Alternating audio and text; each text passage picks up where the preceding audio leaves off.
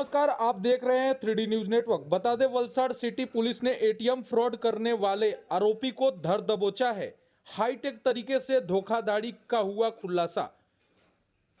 Valsad city police ने बड़ी सफलता हासिल करते हुए एटीएम फ्रॉड करने वाले आरोपी को गिरफ्तार कर लिया है। आरोपी हाईटेक तरीके से लोगों के बैंक खातों से पैसे उड़ा लेता था। पुलिस ने गुप्त सूचना के आधार पर आरोपी को पकड़ने के लिए जाल बिछाया और उसे रंगे हाथों पकड़ लिया। आरोपी एटीएम मशीन में स्कीमर और कैमरा लगाकर लोगों की जानकारी चुराता था और उनके बैंक खातों से पैसा निकाल लेता था।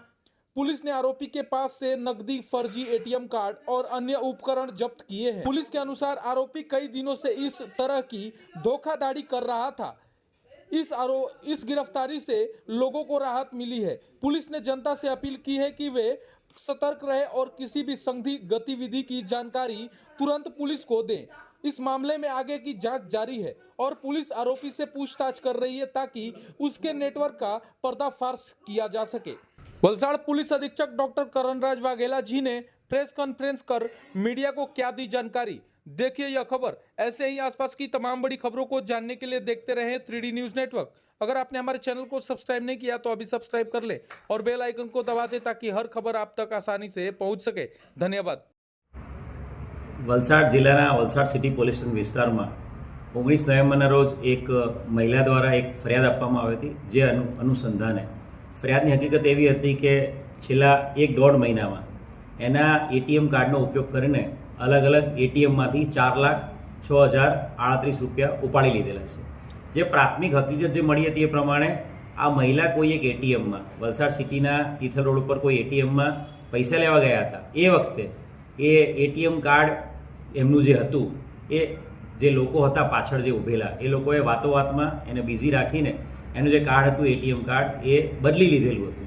એનું ઓરિજિનલ એટીએમ કાર્ડ લઈને એક બીજું ડુપ્લિકેટ એટીએમ કાર્ડ એને પકડાઈ દીધેલું હતું અને એ એટીએમ કાર્ડ લઈ જઈને અલગ અલગ એટીએમમાંથી ટોટલ 4,06,038 રૂપિયા એ લોકોએ ઉપાડી લીધેલા હતા। બનાવની ગંભીરતાને ધ્યાને રાખીને વલસાડ સિટી પોલીસ સ્ટેશનના પીઆઈ દિનેશ પરમાર અને ડીસ્ટાફ પીએસઆઈ અને તમામ ટીમ આમાં કામે લાગેલી હતી। ટેકનિકલ સીસીટીવી અને એની સાથે સાથે મોબાઈલ ઇન્ટેલિજન્સ તમામનો ઉપયોગ કરીને આ આરોપી છે એ લોકોને આઈડેન્ટિફાઈ કરવામાં સફળતા મળી હતી અને આ આરોપીઓની આઈડેન્ટિફિકેશન કર્યા પછી વલસાડ સિટીની સ્પેશિયલી એક ટીમ હિસાર, હરિયાણા રાજ્યના હિસાર જિલ્લામાં મોકલી આપવામાં આવી હતી અને એક જે આરોપી છે જીતેન્દ્ર ઉર્ફે રાજેશ મહાલા એને ધરપકડ કરવામાં સફળતા મળી છે। આ આરોપીઓ છે એમાં જીતેન્દ્ર જે પકડાયો છે એના સિવાય પરવીન અને સુનિલ આ 2 આરોપી હજી પકડવાના બાકી છે। આ સમગ્ર જે એટીએમ સ્વાઇપ બદલી નાખવાનું જે આખું જે મોડસ ઓપરેન્ડી જેનો મુખ્ય જે આરોપી છે પરવીન છે અને જીતેન્દ્ર એની સાથે જોડાયેલા છે।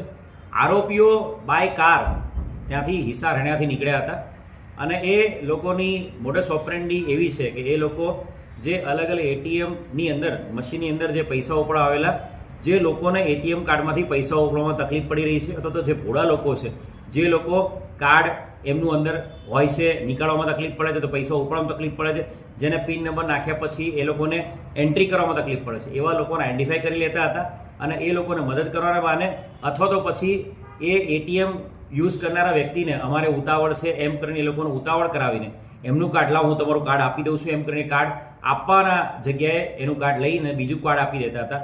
આ રીતે ભોળા અને જે લોકોને ઓછી એટીએમ કાર્ડ યુઝ કરવામાં ખબર પડે છે એવા લોકોને ટાર્ગેટ કરતા હતા અને આ જે આરોપીઓ છે એમણે રાજસ્થાન, મહારાષ્ટ્ર, ગુજરાત સાથે સાથે યુનિયન ટેરિટરી દમણ સેલવાસમાં પણ આવા પ્રકારના ગુનાઓને અંજામ આપ્યો છે। એ પ્રકારની હકીકત જીતેન્દ્રે જણાવેલી છે। જે આરોપી મુખ્ય પરવીન જેને પકડવાનો બાકી છે એનો રાજસ્થાનની અંદર આ જ પ્રકારની મોડસ ઓપરેન્ડીથી ગુનાહિત ઇતિહાસ પણ મળેલો છે। આ લોકો બાય કાર નીકળતા હતા અને રાજસ્થાન, ગુજરાત, મહારાષ્ટ્ર અને યુનિયન ટેરિટરી બધી જગ્યાએ આ પ્રકારે એ લોકો ચીટિંગ કરતા હતા।